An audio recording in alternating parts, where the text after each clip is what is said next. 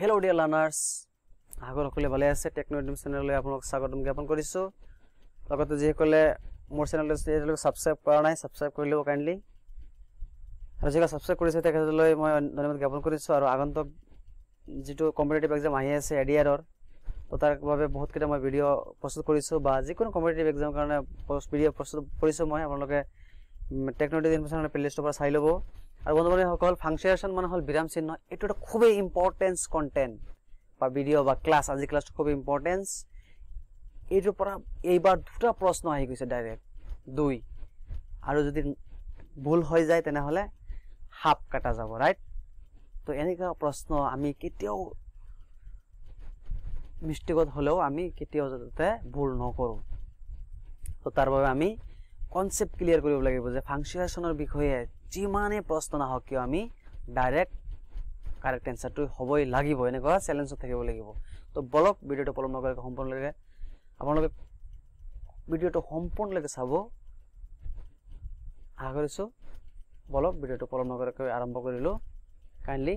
don't skip the video okay এটো হল full stop হয়তো ভাবি আছো জানো যে ফুল স্টপ কি এটো পাৰিম সহজ ফুল স্টপ হল এটো ফুল স্টপ হৈছে এখন আছে ফুল স্টপ ৰাইট এই ব্ৰ্যাকেটেৰ ভিতৰটো হ'ব বন্ধু-বান্ধব সকল আকো ব্ৰ্যাকেটটো নধৰিব দে ফুল স্টপ এতিয়া হল ফুল স্টপ আমি সৰুৰ পৰা গম পাই আছো যে যে কোনো সেন্টেন্সৰ পিছত ফুল স্টপ দিব লাগে এতিয়া এলিপসিস যদি কয় যে এলিপসিস যদি ওৰাব দিয়া যে ফাইন্ড আউট দ্য এলিপসিস যদি এনেকৈ আহে তেনে হলে আপোনালোকে কি দিব এই তিনটা ডট যে আছে ব্র্যাকেটের ভিতৰত এই তিনটা ডট হ'ব এলিপসিস ৰাইট এটা খুব ইম্পৰ্টেন্স স্কিপ নকৰিব ভাবি আছে যে সহজ কিন্তু ইয়াৰ তো বহুত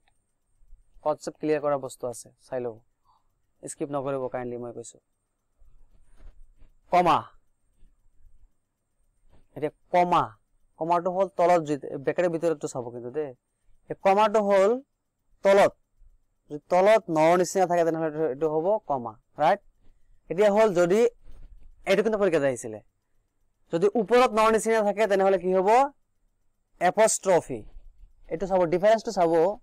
কমাৰ আৰু এপস্ট্ৰফিৰ ডিফাৰেন্সটো চাব কমাটো হল তলত এই কমাটো আছে ৰব এক সেকেন্ড কমাটো আছে তলত ৰাইট তল পিনে আছে ন আৰু এপস্ট্ৰফিটো আছে ওপৰত ন ৰাইট এই ওপৰত ন ৰাইট ব্ৰ্যাকেটেৰ ভিতৰত যে লিখিছো এটো এটো এটা কনফিউজ আতৰ কৰিলো ৰাইট নেক্সট আছে কলন এটো হৈছে কলন মানে দুটা ফুটা আপ ডাউন দুটা ফুটা আছে এটো হল কলন তাৰ পিছত এইটো হল কি এটো হল সেমিকলন ওপৰত এটা ফুটা তলত হৈছে এটা নৰ নিচিনা কমা তো এটো হল সেমিকলন ৰাইট এটা হল হাইফেন এটো এক্সামত আহিছিল এডিআৰ যদি এক্সাম গৈছিল 15 সেপ্টেম্বৰত এটো ডাইৰেক্ট আহিছিল এটো ডাইৰেক্ট সেম টু সেম আইছিলে হাইপেন এতিয়া হল হাইপেন আৰু ডেছৰ ভিতৰত কি ডিফাৰেন্স আছে চাইলো এতিয়া হাইপেনটো হল ঠিক এনে ধৰণৰ হাইপেনটো হল একেবাৰে মিডলটত অল অফ এটা ডেছ মানে ডেছ মানে হাইপেন ৰাইট এতিয়া হল এই ডেছ যদি থাকে তেনে হলে ডেছটো হ'ব সিধা ওপৰেদি হ'ব কিন্তু ডেছটো অলপ লম্বা হ'ব মানে অলপ লং হ'ব আৰু তল পিনে এটা আছে ডেছ এটো অলপ লম্বা আছে ৰাইট এটো আৰু এটো অলপ লম্বা মানে ডেছ এটো আৰু এইটো হল হাইফেনটো চাব হাইফেনটো কিন্তু অলপ সৰু এটো ডিফাৰেন্স ডিসটেন্সটো হল এটো ডিফাৰেন্স ৰাইট নেক্সট আছে স্লেশ অর অবলিক যাক আমি অবলিক বুলি কও যদি এনেকৈ আহিব যে ফাইন্ড আউট দা স্লেশ এনেকৈ আহিব পাৰে তেতিয়া হলে আমি গম পাম যে স্লেশ আৰু অবলিক কোনটো কনফিউজ লাগিব পাৰে হয়তো স্লেশ আৰু অবলিক সেম মনত ৰাখিব আজি এইটো কন্টেন্টত কেতিয়াও যদি আপোনালোকে চাই কেতিয়াও আপোনালোকৰ এই ফাংচুৱেশ্যনটো বা বিৰাম চিহ্নটো বিলাক কেতিয়াও পাহৰি নাযাব যে লাইভত মনত থাকিব তাৰ পিছত ইন্টাৰগেশনস অৰ কোৱেশ্চন মাৰ্ক এই প্ৰশ্নবোধক চিহ্ন যে আমি কও যদি কয় যে ইন্টাৰগেশন কলে তো আমি কি ভাবে ইন্টাৰগেশন কি হোৱাট ইজ ইন্টাৰগেশন এনেকৈ ভাবিব পাৰো কিন্তু যদি কোৱেশ্চন মাৰ্ক কম তেতিয়া হলে ইজি এটো পাৰিম ইন্টাৰগেশন তো কলে অলপ পাজ লাগি যাব তো সেই কাৰণে মই অৰ্ডছৰ দি গুটি কিটা কনফিউজ কনসেপ্ট ক্লিয়াৰ দি আছো আপোনালোকক মোৰ এনেকুৱা বহুত ট্ৰিক্স ভিডিও আছে আপোনালোকে প্লেলিষ্টৰ পৰা চাই লওক নেক্সট আছে এক্সক্লেমেশন এনেকে ধৰণৰ যিবিলাক সেন্টেন্স আছে হিজ ফাদাৰ ডেড হাৰে তাৰ দাদা মটো গাইছে তো এনেকুৱা যদি শব্দ হয় তেনে হেতু এক্সক্লেমেটৰী সেন্টেন্সৰ দ্বাৰা বুজোৱা হয় আৰু হেতু এক্সক্লেমেটৰী সেন্টেন্সত লিখা হয় মই সেন্টেন্সো মই আপডেট দিছো ক্লাস দিছো সেন্টেন্সৰো হেতু চাই লব আপোনালোকে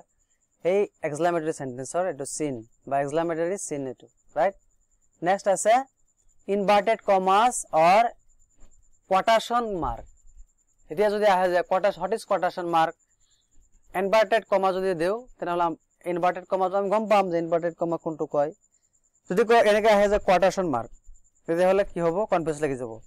এই যে যেনেকে আমি নারেশন হিকু তেতিয়া আমি ডাইৰেক্টৰ পৰা ইনডাইৰেক্ট কৰোতে আমি কি কৰো যেতিয়া ডাইৰেক্ট নাৰেশন লিখা হয় যেতিয়া আমি এই ইনভাৰ্টেড কমাৰ ব্যৱহাৰ কৰা হয় ৰাইট আৰু ইনডাইৰেক্ট তো উঠাই দিয়া হয় ইনভাৰ্টেড কমা এইটো মন ৰাখিব এটা হল quotation mark and inverted comma same next আছে অর্থাৎ লাস্ট ব্র্যাকেট এটু ব্র্যাকেট মানে ইয়াতে বহুত ধৰণৰ ব্র্যাকেট আছে ঠিক আছে এটু এটা ব্র্যাকেট এখন এটু ব্র্যাকেট রাইট এই তিনটাই ব্র্যাকেট তো আজি ভিডিওটো চাই থাকিব অনেক ধন্যবাদ জ্ঞাপন কৰিছো আৰু যিসকলে নতুন মই ভাবিছো যে আপোনালোক সাবস্ক্ৰাইব কৰিব আৰু ভিডিওটো শেয়াৰ কৰি যাতে সকলোৱে চাব পাৰে তো আজিৰ কাৰণে ভিডিও মই কিছু অন্য ক্লাছত লগ পাম থ্যাংক ইউ বাই বাই